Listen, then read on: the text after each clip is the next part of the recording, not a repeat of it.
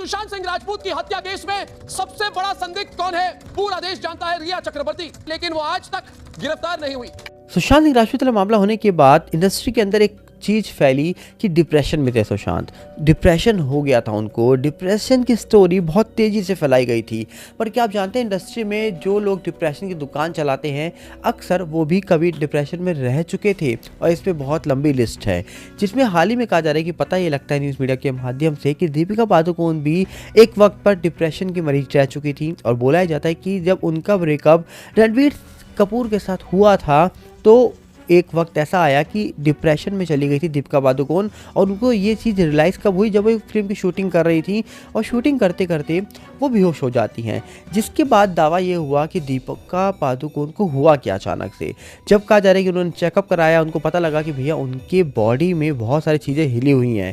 जिसके बाद वो अपने साइकेट्रिस्ट को मिलने जाती थी, पर मीडिया से छुप कर किसी के सामने नहीं जाती थी, क्योंकि वो ये चीज़ जान गई थी कि इंडस्ट्री में अगर किसी को पता लग जाए कि आपकी दिमागी हालत सही नहीं है, आप डिप्रेस हो, तो इंडस्ट्री वाले आपको साइडलाइन करेंगे, ब्लाइंड आर्टिकल छापेंगे, आपके अगेंस्ट बोलेंगे, आपको नीचा गिराएंगे। और इन सब चीज़ों को ही याद करके कहा जा रहा है कि दीपिका ने चुपके से अपना इलाज करवाया।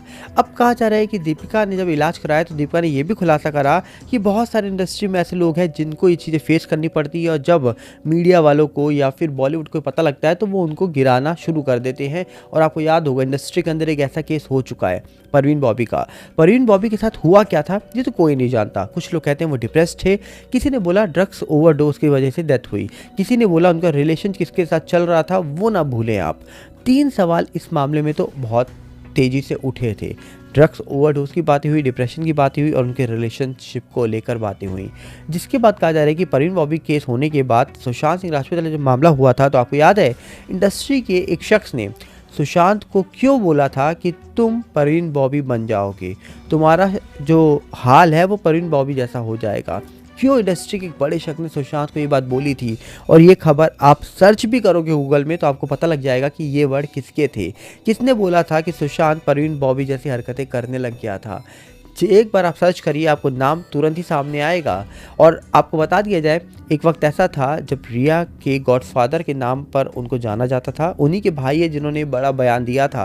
अब आप सर्च कर सकते हैं कि किसने दिया होगा ये बड़ा बयान। तो इंडस्ट्री के अंदर बहुत सारे सवाल हैं जो कहा जा रहा है कि उठाए जाते हैं, जो चीज़ें सामने निकल के आती हैं। पर इंडस्ट्री का एक काला सच यही है कि इंडस्ट्री में अगर आप आउटसाइडर हो तो आपके साथ कुछ भी होगा, अगर आप इनसाइडर हो तो आप कुछ भी नहीं होगे, तब भी आपको काम मिल ही जाएगा। तो क्या कहना चाहोगे आप? कमेंट बॉक्स आपके लिए खुला है, हम मिलेंगे बहुत जल्दी। साथ में आप अपील करेंगे अगर आप इस चैनल के अंदर नए हो तो वीडियो को लाइक, वीडियो को शेयर, चैनल को सब्सक्राइब करना बिल्कुल मत भूलना। मिलते हैं बहुत जल्दी।